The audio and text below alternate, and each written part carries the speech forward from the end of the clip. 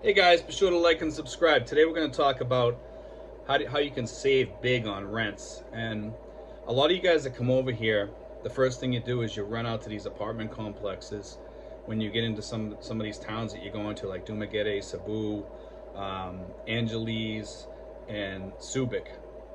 And you're going into these places, and some of these places charge 500, 600 for a place with a pool and maybe an exercise facility and a place like if you want to have a party or something you can use once in a while, and maybe even a little garden and a place to park your car or whatever.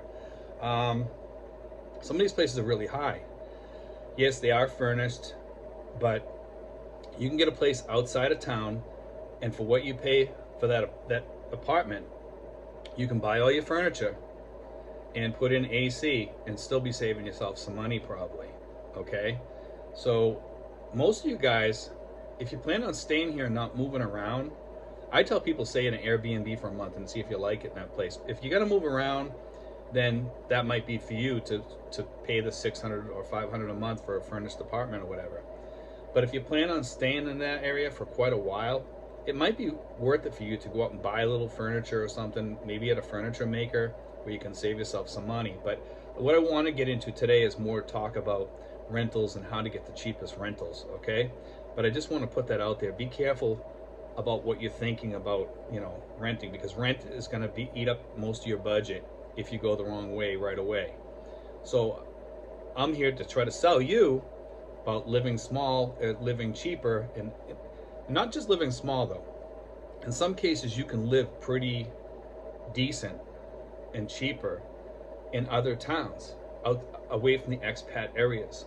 In my area around here, Das Marinas, Tracy Martinez, General Trias, you can rent a 3-bedroom apartment around here for about 200 to 250 in a gated community with a pool if you shop around. Okay? In a gated community with a pool. Okay? In a nice house, like a Mexican style house with like the orange, like Taco Bell type roof. It looks like a Taco Bell house basically. But I've seen many of these places around here, and they're about 210, 200, 250 for a 3-bedroom. 2 bedrooms of probably about 160 for the same style house, and most of them have a place on the roof that you can go sit up there at night and have a party up there. And it's a huge area, so the roof is all made so that you can go up there and sit even during the day or sun or whatever. And you can also probably put a pool in some of these places. If you do a long-term lease, you can put a small pool on the side or what have you and live really decent in these places. So it's just a thought, guys. Like, shop around. Like, you guys that are going up to Subic, Angeles, Cebu, Dumaguete, even some parts of Davao I heard are expensive, and there's a lot of other cities that are expensive also. If you shop around and you look outside these places, you can do a lot better. Cavite is known for being a cheaper area, but we have really good medical here. We have De La Salle University. We have many medical places around this area. Okay, and that's a huge plus. But the other thing, guys, is I tell people if you're coming over here single and you're just gonna have a girlfriend, a 1-bedroom apartment is more than enough for you guys. But a lot of you guys, I don't know what you guys are coming over here with pensions, but you guys are talking like you're millionaires or something, and the first thing you're talking about doing is I want a 2 or 3 bedroom. I can't live in a closet. Blah, blah, blah. And I understand that. I get it. But what would you really care if you're outside the house most of the time and you just need the house for a place to sleep? Because most of the time, most of you guys are going to be out in the streets or what have you, and for what you can get over here, if you don't want to live in a 1-bedroom, you get a 2 or 3 bedroom with the rooftop thing there, and you're living good. You're living way better than you would in an apartment complex or whatever, because those rooms aren't big either. Yeah, you can get a big house over here and pay 500 or 600, for a big house with possibly a pool, possibly not. Some of these places aren't even well taken care of. There, you go in there and you realize that they want you to pay for fixing the water filter or cleaning the pool or what have you for that 500 or 600 a month. It ends up being 700 or 800 a month, and then you have the electric bill for that pool or whatever too. So you have to consider that. But anyway, really think out what you're spending on these places, because you can go to beautiful places like Aurora. Some of the places are cheap up there, and you get really nice little homes up there. Even up on the beach, you know, if you want to be close to the beach, you can get nice little 2 or 3 bedroom apartments up there, or plate houses right on the beach, and you're probably going to pay about 200 or 300.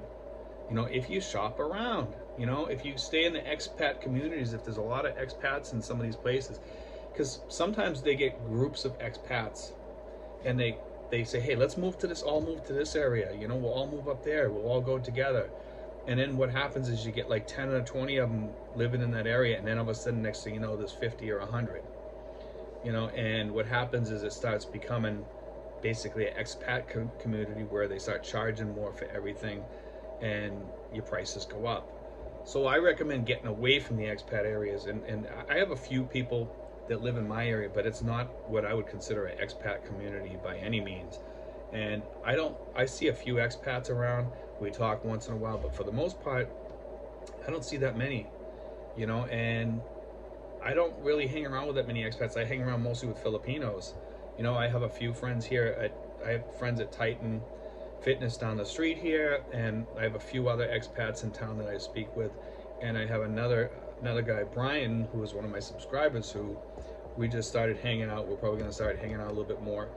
But I mean, other than that, I don't really see that many people over here, you know, and I kind of like it that way, you know. I mean, a lot of guys, if you want to be around Americans, just stay in America, you know what I mean?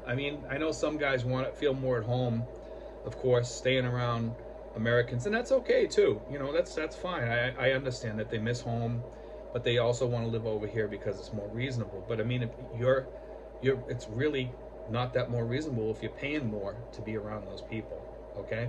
And you can still be around those people, just live outside of town a little bit and take a jeepney over and hang around at the local hangouts or whatever and meet people there, or go over to your buddy's house or something, you know. You can save a lot of money and live very well. And the transportation over here is so cheap that if you have to travel a little bit further, you're still going to be saving, you know. So don't think that the transportation is going to kill you. It's not going to hurt you, you know. But anyway, that's some of the ways you can save, okay? And like I said, for like about $250 over here where I live, you can get a good 3-bedroom home with the rooftop. Think about that. With a beautiful little garden around you, gated community, and a pool that you share with other people. But still, and I think you have to pay like like 50 pesos to use the pool or something like that. Every day you use the pool is 50 pesos. So you have to pay for that. Where in some of the apartment style complexes, you don't have to pay for the use of the pool. You know, you just go there and use it, and that's all part of the package, okay?